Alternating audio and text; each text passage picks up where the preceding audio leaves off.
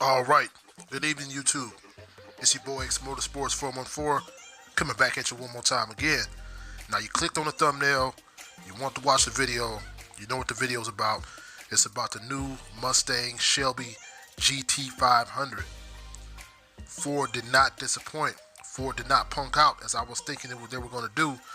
In another video you can watch labeled The Truth About the 2020 Mustang Shelby GT500. 700 horsepower. The look is nice, real. I like this car. I like what this car looks like, man. That front fascia. Not too thrilled about the inside of the car. As you look in there, you can see the dual clutch transmission shifter, which is a rotary shifter. I feel like the infotainment system could be a little better. Like I said, that dual clutch transmission, man, is a game changer. It's a game changer. Yeah, before it did not punk out. Only thing I am kind of skeptical about is the price range of this car and availability of the car. How available is this car going to be? You know, who's going to actually be able to buy it? Is the average person going to be able to go buy one if they have enough money? Or is it going to be a long line, you know, and are these things going to be on back order? Or are the price gouging going to start getting out of control? We've seen some of this stuff with the GT350R. Not a very readily available car. But look at that back wing right there, man. That is second to none right there. Carbon fiber. This is actually going to compete more with the ZR1 than it will the ZL1, if you ask me.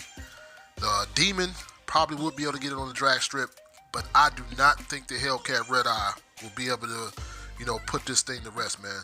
Look at those big brakes, man. Big brakes, carbon fiber rim. Ford just walked to the bar, punched Chevy in the stomach, and slapped Dodge in the face and said, meet me outside for a ride.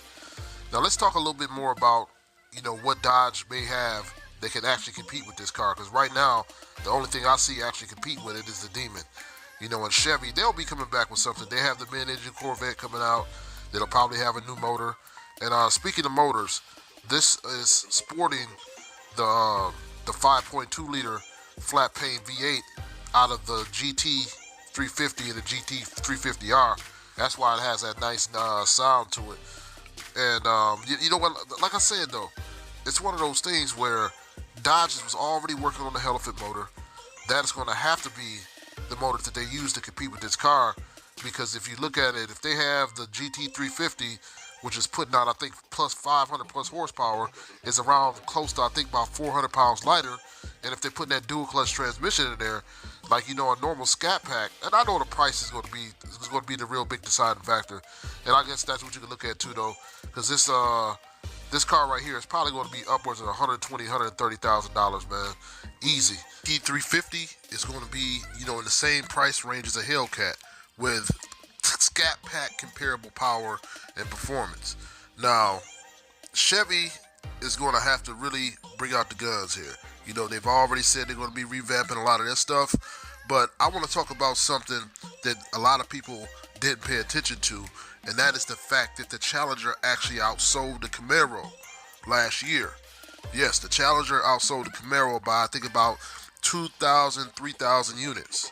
Now, as you look at the Challenger line, you have the Hellcat Red Eye being the top level car you can get in 2019 because the Demon won't be available. It was a 2018 exclusive, which I'm assuming is some variation. Well, it already is here. Let me revamp that. It already is here as the Challenger Hellcat Red Eye. I'm assuming what Dodge is possibly going to do is start focusing a little more on the Charger. You know, 2018 was all about the Challenger. You know, the Charger still is rocking the normal, you know, Hellcat motor being the top level. I'm hoping that they really keep that look the same. Now, when the Charger first came out, I knew for sure I was going to get one. Wasn't able to get one, had to get the Challenger. But to me, I like the styling of the Charger. You know, I would keep the Charger very much the same. I would do some small nip tucks, like kind of like what BMW usually does. Now, I've been seeing some renderings, you know, floating around the internet, and this is one of the Challenger right here. If they can execute something like this, I am in love all over again. This is the type of thing they need to do. Chevy made a very big mistake when they did that drastic change to the Camaro, and I believe that is the reason why the Camaro suffered in sales, because people knew they weren't going to like the next one coming up. Now, if they could do something like this, just like I said, just a nip and a tuck like BMW does, As far as the Challenger, same thing. Everybody likes what the Challenger looks like right now. Don't change it. Just do performance updates. Maybe some more dynamic styling. Do some. To me, the whole lineup could use, to me, also a better wide body style. But I have already went way longer on this video than I wanted.